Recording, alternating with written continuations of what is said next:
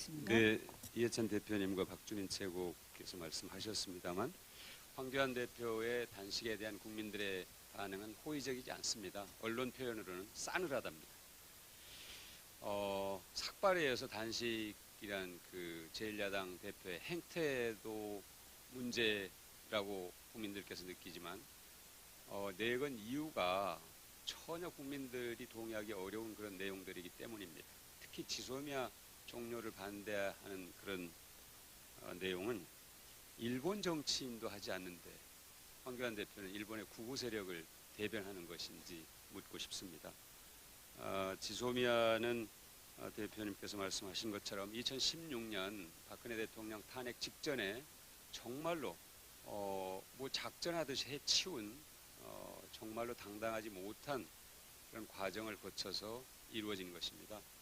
그런데 이 지소미아가 중장기적으로 한반도 유사시에 일본의 자위대가 미군을 일정 부분 대체할 수 있다는 데까지 발전할 수 있기 때문에 사실은 굉장히 위험한 내용으로 돼 있다는 것을 국민들이 정확하게 아실 필요가 있습니다.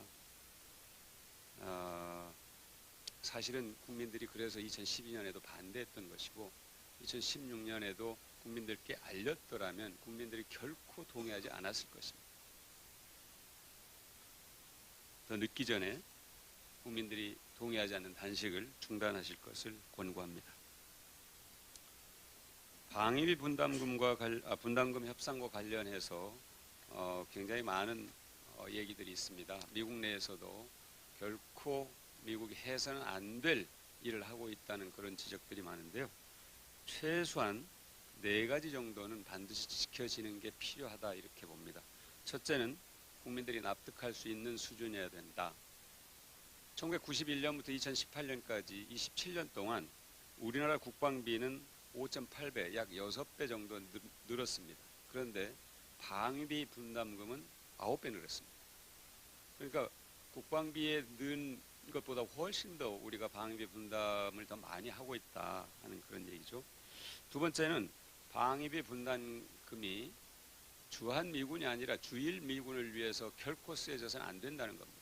그런데 지난 5년 동안 방위비 분담금 가운데 900억 원 이상이 주일미군을 위해서 쓰여졌다는 사실이 확인됐습니다.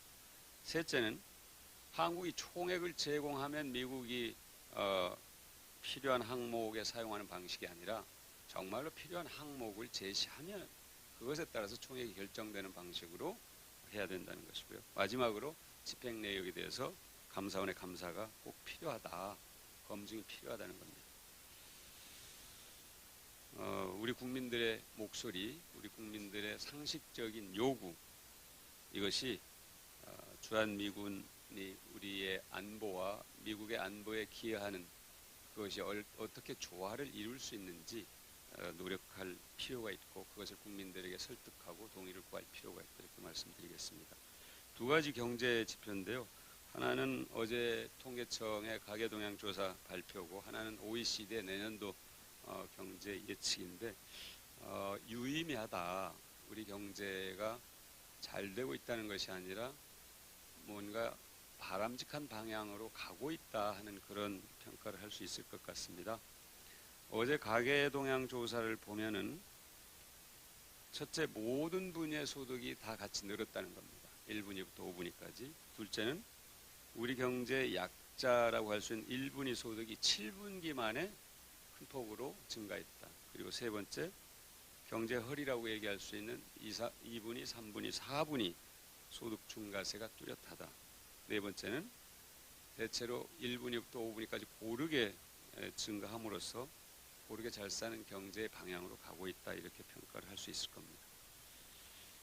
이게 세계 대부분의 나라들이 경제 성장에 어려움을 겪고 있는 상황에서 나온 지표이기 때문에 매우 의미가 있다 이렇게 평가를 할 수 있을 겁니다. 다만 아픈 대목은 자영업자 부분입니다. 여러 차례 말씀드렸습니다만 온라인 쇼핑 규모가 정말로 통계를 낼 때마다 매우 큰 폭으로 증가하고 있기 때문에 이것에서 오는 골목 상권의 어려움 그리고 그것이 바로 자영업자의 어려움으로 이어지고 있는 이 상황을 냉철하게 보면서 어떻게 자영업자들의 어려움을 해소할 것인가, 이게 매우 중요한 과제가 되고 있다 하는 겁니다. 한 가지 좀 말씀을 드리고 싶은 것은 3분기 통계에서 1분위 연령 분포를 보니까 70살 이상이 2017년에는 37.6%였는데 지난해는 45.7% 늘었습니다.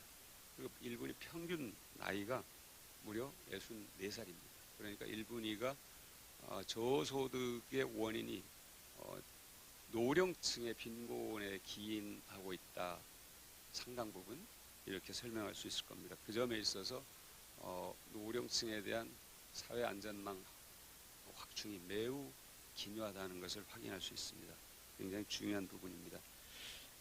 그리고 이제 OECD가 내년도 경제 성장을 예측을 했는데요. 대부분의 나라들이 경제 성장률이 낮아질 것이다. 미국은 올해 2.3에서 2.0, 중국은 6.2에서 5.7, 유로존은 1.2에서 1.1, 일본은 1.0에서 0.6으로 낮아질 것으로 전망했는데요. 거의 우리나라는 2.0에서 올해 2.0에서 내년에 2.3으로 성장률이 높아질 것이라고 전망했습니다. 그 이유가 한국 정부가 확장적 재정 정책을 쓰고 있는 것에 대한 평가가 반영되어 있습니다. 그리고 확장적 재정 정책을 쓰는 것을 환영한다고 OECD가 평가하고 있습니다. 이 점을 저는 우리 정부와 야당, 여당 우리가 그런 기본적인 기조를 갖고 있으니까요. 야당이 이 점에 대해서도 분명하게 인식하고 이번도 예산안 심사 때 이 정신을 바탕으로 해서 적극적으로 예산 심사에 반영되도록 노력해 주실 것을 야당에 권고합니다.